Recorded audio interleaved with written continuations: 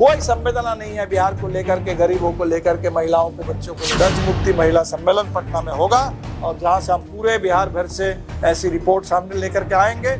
और अगर मुजफ्फरपुर में दलित लड़की के साथ बलात्कार होता है, बहुत लोग कह रहे हैं कि अपराधियों का सरकार है। पटना शहर में अगर हत्या हो रही है। नमस्कार, आप लाइव स्टडीज देख रहे हैं। आपके साथ मैं हूं वसीम खान। बिहार में सुशासन की सरकार पर सवाल खड़े हो रहे हैं। देखिए, सवाल खड़े होने का कारण है बिहार में जिस तरीके से आपराधिक घटनाएं विगत कुछ दिनों में बढ़ी है और खासतौर पर राजधानी पटना में जिस तरीके से घटनाएं हो रही हैं, अपराधी बेलगाम हो चुके हैं, एक कर एक बड़ी घटना, बड़ी वारदात को अंजाम दे रहे हैं। पटना पुलिस पर भी सवाल खड़ा हो रहा है। ऐसे में दीपांकर भट्टाचार्य, जो कि सीपीआईएमएल के राष्ट्रीय महासचिव हैं, उन्होंने सरकार पर बड़ा आरोप लगा दिया। उन्होंने कहा कि बिहार में गुंडा राज चल रहा है, गुंडा राज स्थापित हो चुका है और कहीं ना कहीं बिहार में अपराधियों की सरकार चल रही है। दीपांकर भट्टाचार्य पहली दफा इतने गुस्से में दिखे और बहुत कुछ कहा एनडीए सरकार पर और अपराधियों को लेकर क्या कुछ कर रहे हैं। सबसे पहले आप दीपांकर भट्टाचार्य को सुनिए। अभी बिहार में बहुत ज्यादा अपराध बढ़ चुका है।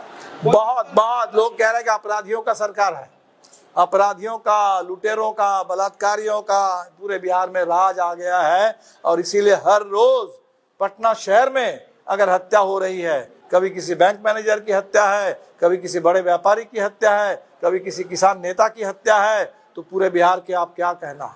और अगर मुजफ्फरपुर में दलित लड़की के साथ बलात्कार होता है, मुजफ्फरपुर में इलाज नहीं हो पाता है, इलाज के लिए आना पड़ता है पटना पीएमसीएच और वहाँ बेड नहीं मिलता, तो आप समझ लीजिए ये सरकार बिल्कुल नाकाम है और संवेदनहीन है। कोई संवेदना नहीं है बिहार को लेकर के, गरीबों को लेकर के, महिलाओं को, बच्चों को लेकर के।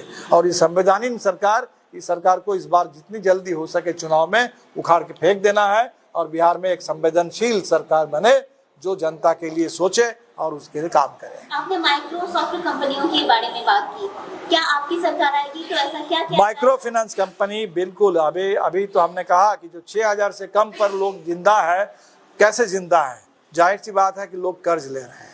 तो कर्ज का बहुत बड़ा जाल बिहार में बिछ चुका है और लोग इसके लिए आत्महत्या भी कर रहे हैं। तो नीतीश जी ने अभी जो कहा कि जीविका में जो 3 लाख से ऊपर स्वयं सहायता समूह में कर्ज मिला है, उसमें हम 3% ब्याज कम करेंगे। तो हमें लगता है कि सबसे पहले उनको पूरी तरह से ब्याज मुक्त करना चाहिए या ज्यादा से ज्यादा हो तो 4% ब्याज हो। दूसरा, जो छोटा कर्ज है उसको माफ कर देना चाहिए। कोरोना काल में जिस समय लोगों के पास कोई कमाई नहीं थी, लोगों ने कर्ज लिया है, वो कर्ज जो है चुकता करना संभव नहीं है, तो उस पूरे कर्ज को माफ कर देना चाहिए। तीसरी बात है कि ये सिर्फ स्वयं सहायता समूह का सवाल नहीं है, इसमें महाजन भी है, प्राइवेट सूदखोर है और प्राइवेट सूदखोर से भी बड़ा आज के जमाने में वो जो कंपनी वाले हैं, माइक्रो फाइनेंस कंपनी वाले।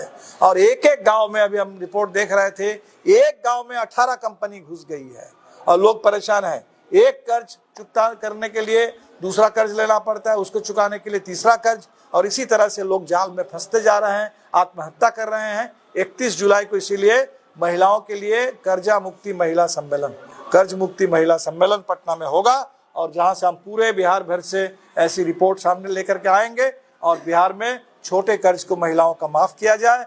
माइक्रो फाइनेंस कंपनियों के ऊपर बिल्कुल लगाम सरकार कसे, उनके ऊपर ये जो 20%, 30%, 40% मनमाना ब्याज, इस पर रोक लगे और सरकार का जो छोटा कर्ज है, जीविका का जो छोटा कर्ज है, स्वयं सहायता समूह में जो छोटा कर्ज है, उसको पूरी तरह से माफ किया जाए। तो आपने सुना दीपांकर भट्टाचार्य को किस तरीके से गर्जे सुशासन की सरकार रही, बल्कि बिहार में गुंडा राज स्थापित हो चुका है और अपराधी सरकार चला रहे हैं। यह आरोप कहीं ना कहीं दीपांकर भट्टाचार्य लगा रहे हैं, स्पष्ट रूप से कहते नजर आ रहे हैं कि मौजूदा सरकार बिहार को चला नहीं पा रही है, अचेत अवस्था में है। और दूसरी तरफ ये कह रहे हैं कि अब की बार नई सरकार और बिहार में जो विकास की रफ्तार है वो तेज होगी, क्योंकि नई सरकार जब जनता चुनेगी तो बेशक जनता के लिए सरकार कार्य करेगी। मौजूदा सरकार विफल है, बिहार में लॉ एंड ऑर्डर चरमरा चुका है, अपराधी बेलगाम है, बेखौफ है और निंडर तरीके से एक कर एक बड़ी वारदात को अंजाम दे रहे हैं। फिलहाल इस वीडियो में इतना ही। आपका बहुत बहुत शुक्रिया।